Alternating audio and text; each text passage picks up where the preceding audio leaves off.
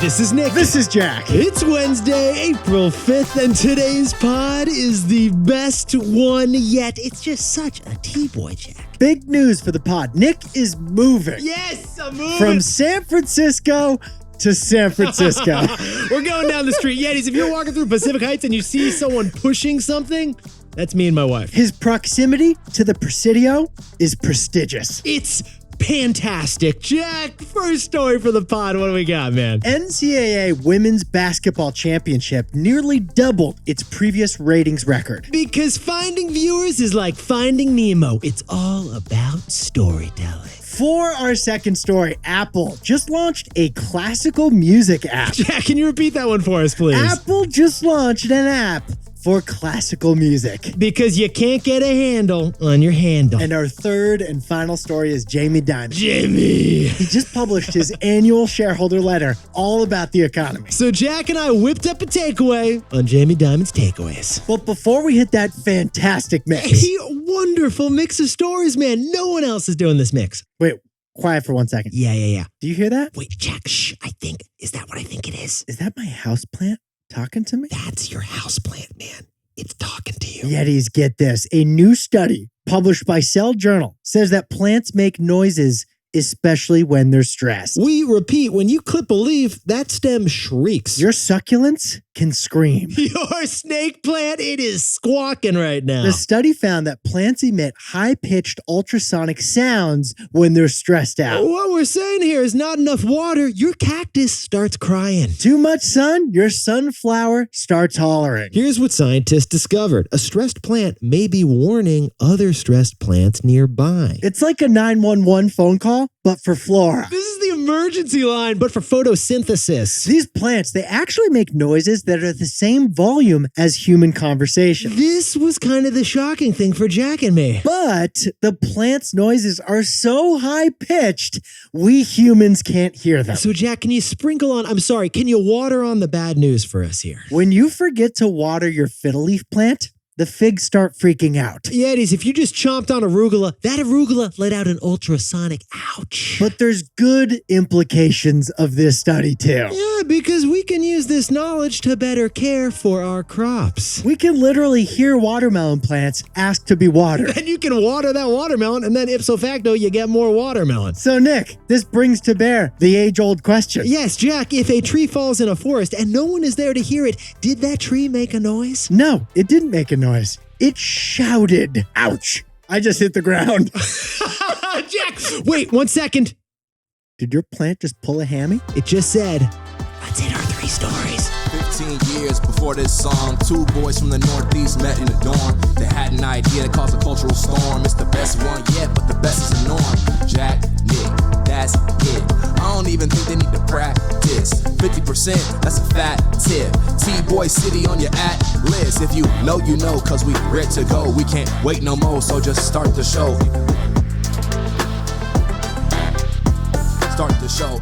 For our first story, the real winner of March Madness, who was it, Jack? It was the women's college basketball world. Yes, it was, because the recipe for high ratings is storytelling. Now, Yetis, when something breaks a record, it usually breaks the record by just a smidge. Like the next time you see a record broken, look how much it broke that record by, and you're going to be like, well, it was like a marginal amount. For instance, Barry Bonds set the single-season home run record by hitting just 4% more dingers than Mark McGwire had done. That's it, just 4%. But women's college basketball just hit record viewership. And how did they do it, Jack? They didn't break the record by 4%. They broke their record by 74%. Get this, Yetis. On average, 9.9 million people were watching the LSU versus Iowa final of the women's NCAA tournament. That is 4 million more people than the previous record women's basketball set in 2002. Ipso facto, that is nearly double the previous record that college women had set. This women's NCAA basketball final was 74% more watched than any final before it. Now, Jack, we gotta whip out the whiteboard here. When we see numbers like this, what is the first thing we're thinking, man? That is some market proof right Yes, there. it is. That is market proof that the demand for women's basketball is growing fast. Honestly, honestly, we're looking at the shot clock here, and the timing couldn't have been better. No, it couldn't. Yeah, because the NCAA women happen to be negotiating their next television deal right now. That's right. The NCAA women's basketball has been broadcast by ESPN since 1996. So when we look at the numbers that ESPN pays for women's college basketball, those numbers are stuck back in 1996. ESPN pays just $6 million a year for the rights to broadcast women's Division I basketball. Jack, what's the price paid to broadcast men's college basketball? For men's Division I basketball, the NCAA gets $1 billion a year, compared to $6 million for women. Now, Jack, a key reason why men's college basketball is getting paid so much more than women's college basketball, Viewership. a lot of it's the viewership. More people watch men's games than women's games. But now the NCAA has leverage to negotiate a much better deal for the women. The women just got twice as many eyeballs, twice as many watchers, record viewers of the NCAA tournament. Experts expect that the next TV deal for women's Division I basketball will be at least 10 times more lucrative than the current deal. So, Jack, what's the takeaway for our buddies over in March Madness? Storytelling is king. Now, Jack, I believe you just finished that Brooklyn Bridge book, but you've begun another book that you've been dying to tell us about. You want to tell us about it? Yes, it's called Creativity Inc., and it's about the founding of the company Pixar, the animation studio. And Jack, do you want to share that really interesting chapter you just read in that Pixar book? A defining principle at Pixar, the number one defining principle, is story is king. Yet he's not content is king, story is king. And critical to any good story is a good protagonist. Yes, it is. And this year, both women's finalists in the tournament had a protagonist. Iowa had Caitlin Clark, who did something no man has ever done in the tournament. She scored a triple-double with 40 points. And then you had LSU's Angel Reese, who set her own record in the women's tournament. She had 34 double-doubles over the course of the season. Yetis, on Sunday, the college women's basketball players demanded record attention. Because story is king. Story is queen. For our second story, Apple's newest product is a total surprise. We did not see this coming. What is it, Jack? Apple's newest product is a classical music app. Because you can't build for customers, you gotta build for fans. All right, let's scoot over to the Googleplex. They're building an AI chatbot at Google right now. Jack, let's talk about Tesla. Tesla is building a self-driving truck. Oh, and Zuck is building some kind of a fake meta world for the metaverse. I'm sorry. I got to do a double take on this, man. Apple's newest product, is it the Apple car? It better be an Apple car. Isn't it an iCar? It's a little less ambitious. Yeah. A classical music app. Apple just launched a classical music app from Vivaldi to Tchaikovsky. They're bringing Beethoven back. Yeah, a little less Billie Eilish, a little less Beyonce, a little more Bach. This app has 117,000 tracks composed by 20,000 people across 4 centuries. Jack, this is Spotify, but it's for symphonies and only symphonies. We gotta ask, why did Apple acquire a classical music app, rebuild that app, and then relaunch it as Apple Classical Music? Why is Apple's newest product literally a niche classical music-focused instrumental app, Jack? Because classical music has a metadata problem. Classical music has an organizational issue. Yetis, in the digital age, if you can't search for something, then that something doesn't exist. If you can't search for it, it doesn't matter, doesn't exist. Fact of digital life. And in streaming apps, classical music is so hard to search for. Yeah, don't believe us? Check this out. Search for Taylor Swift's Bad Blood. You're going to see what, Jack? Like one example of Taylor Swift's Bad Blood? You're going to see one option, maybe a second variation. On the other hand, let's say you want to enjoy a little bit of Swan Lake. How about that? Search for Swan Lake on Spotify. There's going to be 30 results that show up, and you have no idea which one to pick. Trying to enjoy some Puccini with your peanut butter? 30 different options. Jack, you want to do Gershwin? Good luck with that. The root of the problem is that music is organized by 3 simple variables. Artist, title, and album. That's it. Easy for Taylor Swift. Every song you listen to has an artist, has a title, and it has an album. On the other hand, classical music has a few different variables, doesn't it, Jack? For classical music, there's a bunch of other variables, like who's the composer, who's the ensemble, who's the conductor, what's the nickname to the song you're interested in. That's not even the entire there's even more of them. So let's jump in T-Boy style here. Adam, could you play Beethoven's Ninth. Can we play Beethoven's Ninth? No. Oh, wait. That's not Beethoven's Ninth. That's Beethoven's Fifth. Adam, can we play Beethoven's Ninth? Let's try again. That's the one. It's the only song I can play on the piano. That's the one. And Jack, what's the common name for that song? My Nana told me that the common name for that song is Ode to Joy. But Jack, what's the instrumental name for that song? Beethoven's Ninth Symphony.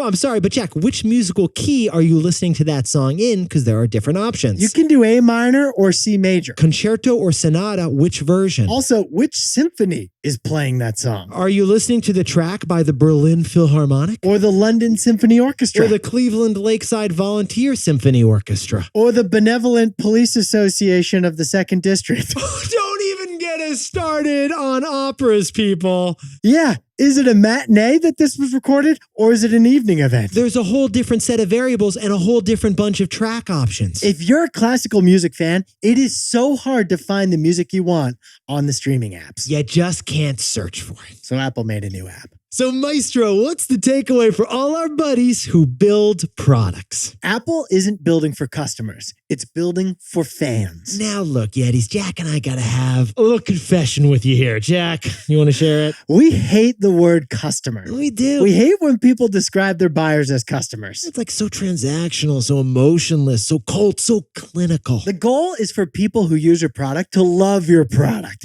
The goal isn't to create customers, it's to create fans. Well, what Apple is doing with classical music is reaching fans, not customers. Apple could have put those resources into Apple Music, where it already has a lot of customers. Instead, Apple focused on a way smaller audience, classical music fans. If Apple can deliver for classical music fans, then those fans will become Apple fans. And that means Apple just turned one community from a customer base into a fan base.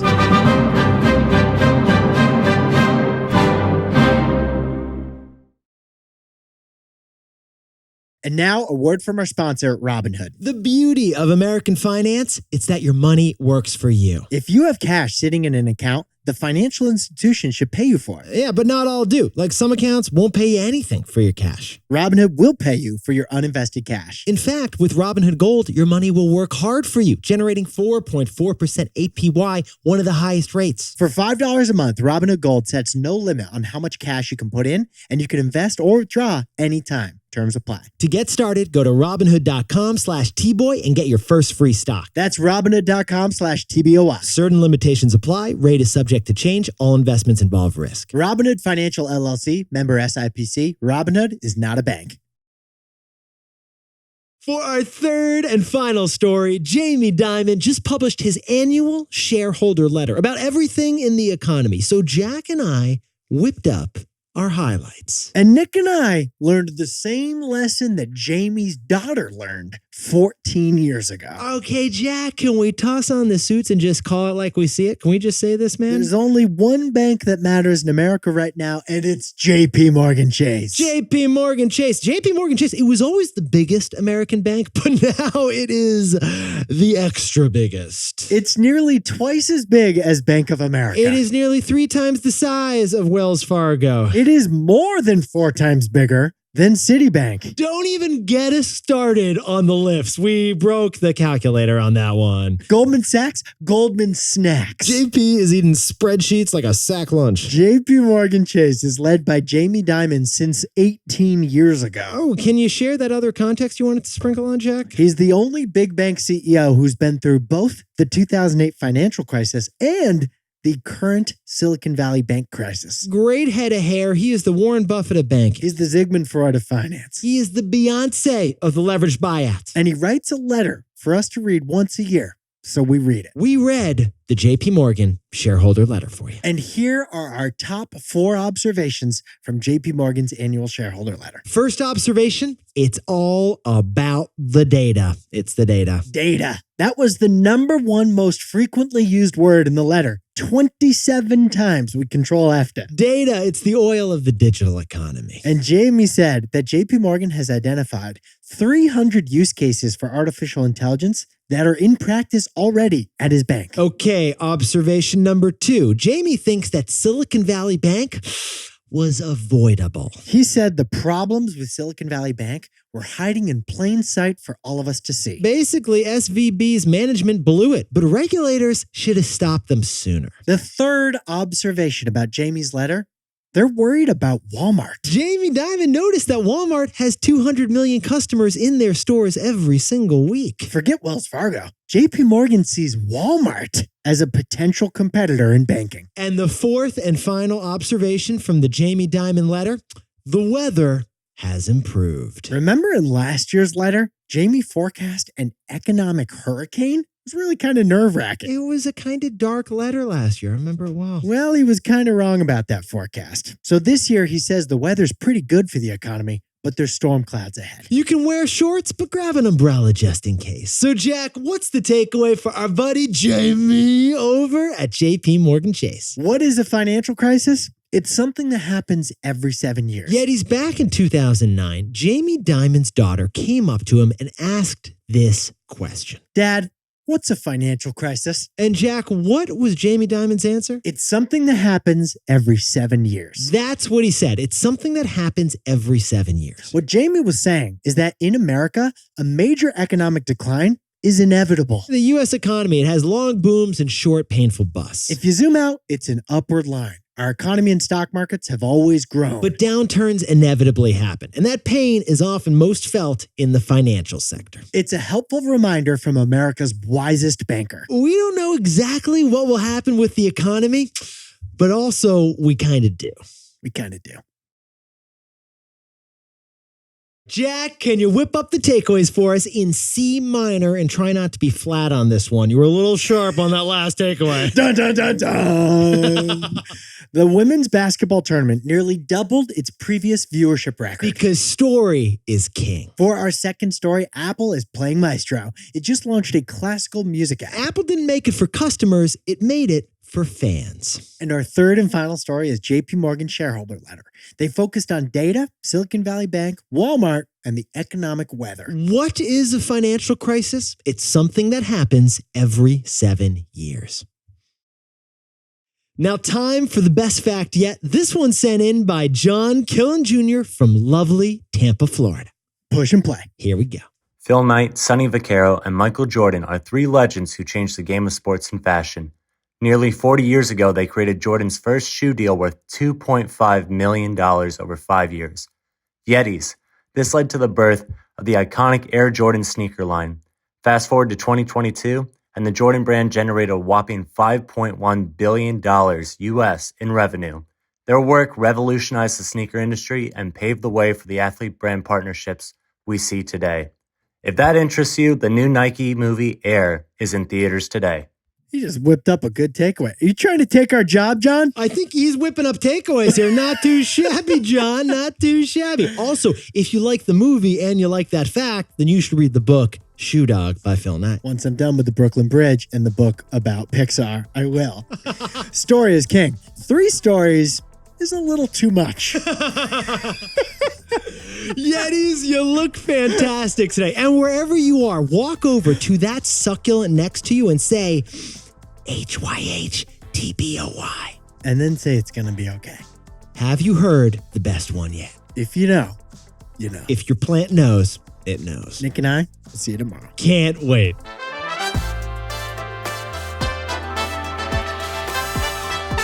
And before we go, congratulations to Yeti's Nate and Vania, who just moved from San Diego to Chicago to do logistics. Happy 5-year anniversary to Chelsea and Eric in Berlin, New Jersey. And Lizzie Dolan is celebrating the 30th birthday in Palm Springs with a 13 going on 30 party. Happy birthday to Sophie Kempen, who's on the way to school in Shreveport, Louisiana. And Daniel Day is turning 20 from Edmonton Oilers, Alberta. And happy 30th birthday to Samuel Sherman in St. Augustine, Florida. He's not celebrating with lemonade, he's celebrating with lemonade. And to anyone else celebrating something today, make it a T-Boy. Celebrate the wins. This is Jack. Nick and I both own stock of Apple, Spotify, and Robinhood. And now a word from our sponsor, Robinhood. The pizza from that new spot down the street, it's twice as good as the old spot. But the pizza in Tokyo was 3 times as good as pizza in the US, right, Nick? It really was. Now, Jack, it is hard for something to be 4 times as good as something else, though. What about 18 times as good? Okay, Robinhood now offers 4.4% APY on your uninvested cash with Robinhood Gold. For $5 a month, Robinhood Gold will offer you interest that is 18 times the national savings account average. That's according to Bankrate as of January 25th, 2023. No pizza is 18 times better than other pizza, but this account is 18 times better. Terms apply. To get started, go to Robinhood.com/Tboy and get your first stock for free. That's Robinhood.com/TBOY. Certain limitations apply. Rate is subject to change. All investments involve risk. Robinhood Financial LLC, member SIPC. Robinhood is not a bank. Sorry, I just got gas, man. I got a little gas. Hold on one second. I'm burping myself like a baby. I gotta burp you. Little known thing people don't know about podcasters. We gotta be burped. We got to be burped to hit the microphones well. Before every takeaway, I got to burp Jack. You know, got to make sure he's hitting the right notes. Hey, Jack, what's the takeaway? Oh, one sec. Jack, what's the takeaway? Well, the takeaway.